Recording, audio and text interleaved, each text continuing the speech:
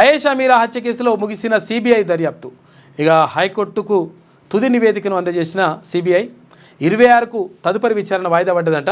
18 సంవత్సరాలుగా తెలుగు రాష్ట్రాల్లో చర్చనీయాంశంగా కేసు ఉన్నది. సిబిఐ నివేదికపై సర్వత్రా ఉత్కంఠ నెలకొని ఉన్నది.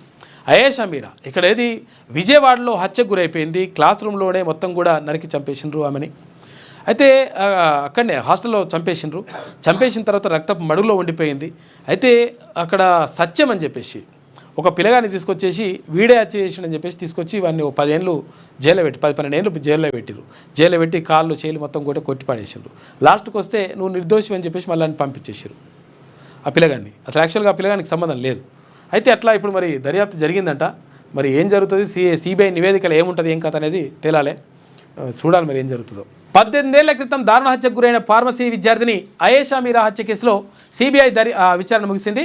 వివరాల్లోకి వెళ్తే అయేషా మీరా హత్య జరిగిన నాటి నుంచి ఈ కేసు అనేక మలుపులు తిరిగింది.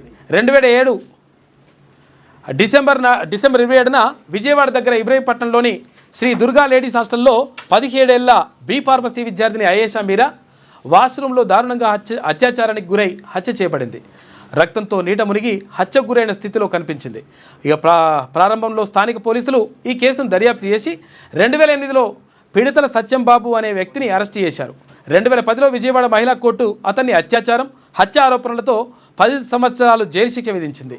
కానీ 2017లో హైదరాబాద్ హైకోర్టు సత్యం బాబును నిర్దోషిగా ప్రకటించి పోలీసుల దర్యాప్తులో లోపాలను ఎండగట్టింది. దీంతో అయేషా తల్లిదండ్రులు న్యాయం కోసం హైకోర్టును ఆశ్రయించారు.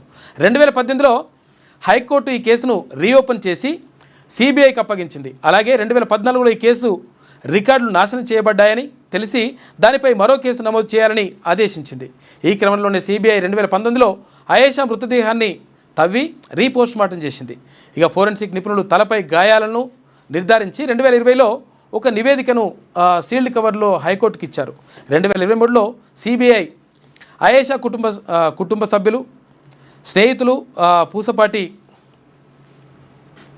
కృష్ణప్రసాద్, నాటి నందిగామ డిఎస్పీ ఎం శ్రీనివాసరావుతో సహా పలువురు సాక్షులను విచారించింది.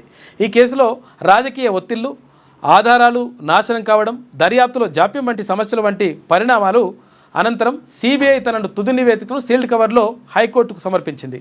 అనంతరం కోర్టు ఈ కేసు విచారణను జూన్ 26కు వాయిదా వేసింది. ఈ కేసు గత 18 సంవత్సరాలుగా ఆంధ్రప్రదేశ్, తెలంగాణలో ఎంతో చర్చనీయాంశంగా మారిన నేపథ్యంలో సిబిఐ అందజేసిన నివేదికపై సర్వత్రా ఉత్కంఠ నెలకొని ఉంది అని చెప్పేసి ఒక వార్త కనిపిస్తూ ఉంది.